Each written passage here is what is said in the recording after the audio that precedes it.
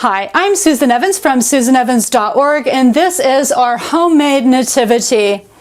First, you will want to get a cardboard box and cut the flaps off the box. Sometimes a shoebox can be good for this.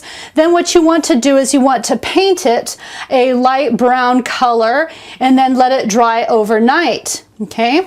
Then what you will be doing is you will get a drill and you will get a drill bit that is 9/32. 9/32 is the perfect size for putting Christmas lights like this into it, okay? So then what you do is you drill down into it, all the different holes all the way through, and then you just shove them in, shove them in.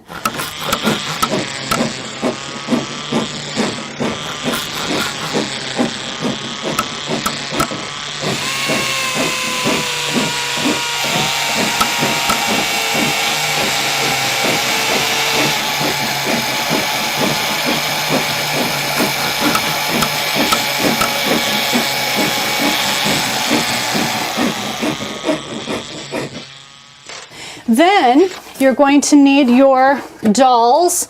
I'm using dollhouse dolls. It doesn't matter what kind of dolls you have. And you'll need some sort of cloth to make tunics out of. Okay, so I would get their arms and put this like that. You can also put it above their arm like that, and maybe over the other side as well. Okay, so just kind of wind it until it looks right. Okay, also Joseph especially is going to be behind the nativity. I mean behind the okay, so you can just basically you can use string or actually, wow, I probably don't even need hot glue, except for maybe right there.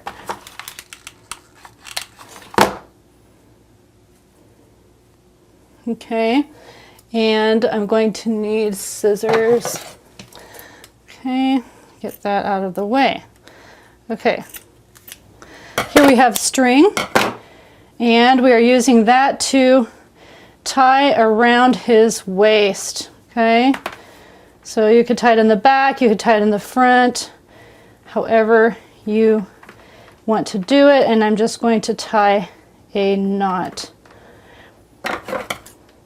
I'm also being careful not to hot glue straight onto the doll, because after Christmas I'm going to let my daughter have her dolls back, okay?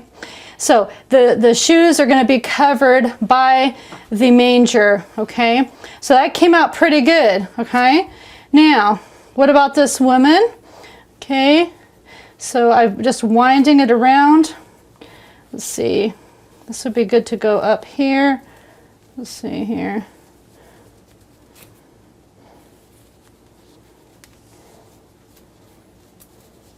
Okay, so just kind of mess with it until it looks about right. And actually, I love the idea of just using string. I didn't even need any hot glue for her. Well, look, it looks even better in the back. You might want to try various times to become good at it, and then the more authentic it will look if you are nicely practiced. Okay, this is fine. Okay, so she's fine. And then you'll want something for their heads.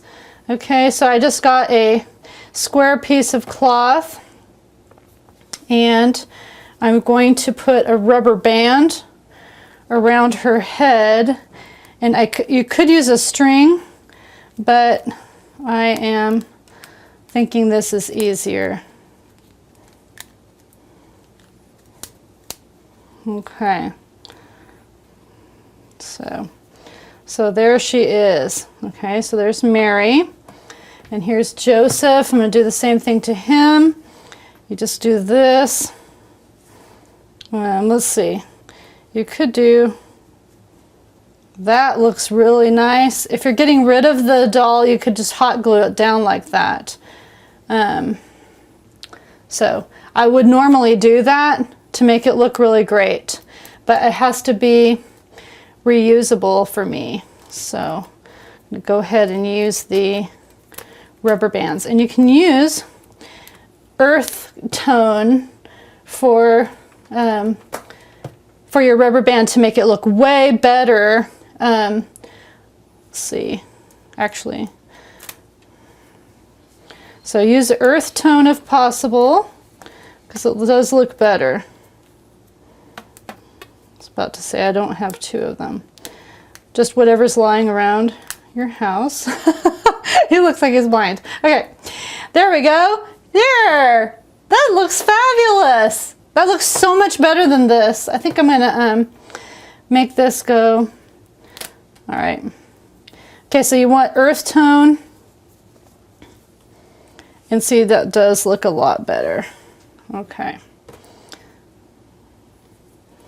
So, or you could just hot glue it down. Okay. So now that we have the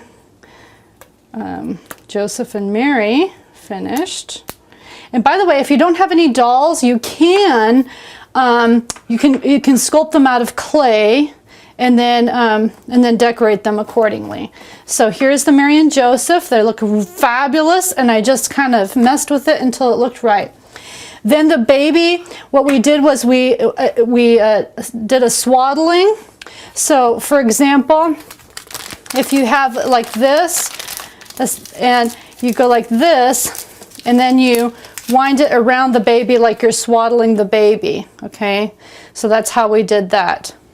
One of my sons made a manger out of popsicle sticks and glue, okay?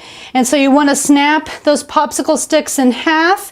You can do that with diagonal cutters, you know, from your garage, or just, you know, kind of snip it or score it with a knife and then snip it if you don't have diagonal cutters. And what my son did is he made an X here, and then all the way through here he made a V. So he had one here, one here, one here, one here, one here, one here, like that. And what he did was he put a tiny bit of glue and stuck it down, and then timed 5 minutes, and then went and read a book. And then he came back another 5 minutes later and kept doing it every 5 minutes because it stops moving. If you do all of them at once, they all kind of slide around, so it's not that fun. But if you do it a little bit at a time, it's nice and sturdy. So here we have our manger. You want to get some straw, some of the smaller straw probably for the bottom of the manger, okay, where baby Jesus is going to be, okay, and put baby Jesus into that manger. Okay, let's put him this way, only because it looks better.